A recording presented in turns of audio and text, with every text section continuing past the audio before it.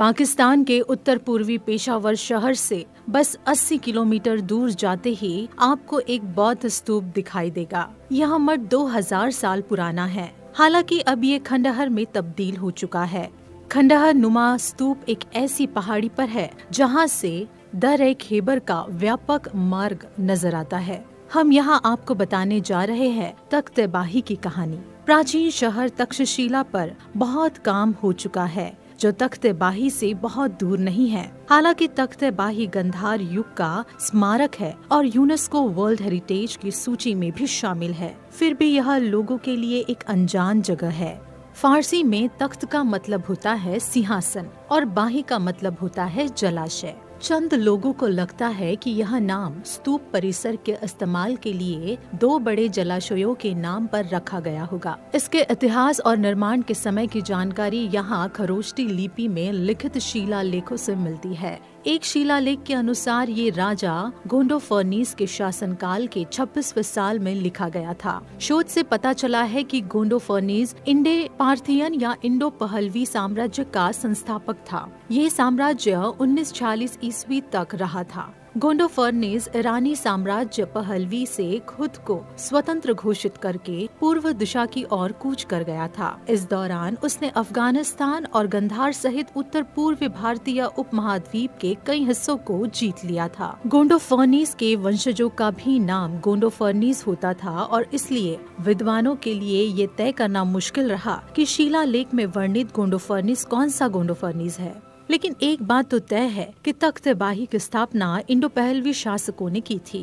स्थापना के फौरन बाद इस पर कुषाण ने कब्जा कर लिया और तख्त-ए-बाही कुजुला कादफीस 3080 ईस्वी के नियंत्रण में आ गया। कुजुला कादफीस पहला कुषाण राजा था और कनिष्क का परदादा था।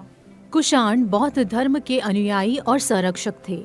उनके शासनकाल में तख्त-ए-बाही खूब फला फूला। ये गंधार के स्तूपों में सबसे अनूठा माना जाता है। तख्त-ए-बाही परिसर को कई हिस्सों में बांटा जा सकता है। इनमें पहला है स्तूप आंगन। इस आंगन के बीच में कई स्तूप है। दूसरे हिस्से में कई आप्रकोष्ठ हैं जहाँ कमरे हैं जिनमें बौद्ध भिक्षु रहते थे। इसके अलावा यहाँ सभागार, लाइब्रेरी, भोजन करने का कमरा भी है। 3री शताब्दी में बुद्ध की आदमकद और मझोली मूर्तियां तथा मंदिर के लिए यहाँ बहुमंजिला चौकोर स्तूप बनाया गया है। ये हिस्सा यहाँ का पवित्र स्थल माना जाता था। इसी अवधि में यहाँ 21 छोटे स्तूप और अवशेष रखने के लिए 4 मंदिर बनाए गए थे। यहाँ के सभी भवन स्थानीय पत्थरों से बने हैं जिन पर नींबू और मिट्टी के गारे का लेप है। यहाँ ये बात देखने लायक है, चूँकि तख्त-ए-बाही परिसर दूर दराज के इलाके में था, इसलिए इस पर हूण समुदाय की नजर नहीं पड़ी, वरना वो इस पर जरूर हमला करते। हूण मध्य एशिया का एक कबायली समुदाय था जो 5वीं और 6ठी शताब्दी के आरंभ में दर्र खैबर से भारतीय महाद्वीप में दाखिल हुआ था और उसने उत्तर पूर्वी क्षेत्रों पर कब्जा किया था। चूँकि तख्त-ए-बाही पर इनकी नजर नहीं पड़ी, इसलिए ये महफूज रह गया। तख्त-ए-बाही 7वीं शताब्दी के अंत तक आबाद रहा, लेकिन इसके बाद दान और संरक्षण के अभाव में बौद्ध भिक्षुओं को यहाँ से जाना पड़ा। ये स्थल 19वीं शताब्दी के मध्य में तब सुर्खियों में आया जब महाराज रणजीत सिंह के एक फ्रांसीसी अधिकारी ने सन 1836 में अपने रिपोर्ट में इसका जिक्र किया। इसके बाद से ही प्राचीन कलाकृतियों का संग्रह करने वाले यहाँ आने लगे। लेफ्टिनेंट लुमस्टेन और स्टोक्स की खोज के बाद यहाँ सन 1852 में खुदाई शुरू हुई। सन 1872-73 में भारतीय पुरातत्व के पितामह अलेक्जेंडर कनिंघम ने स्थल का चित्र बनाया था।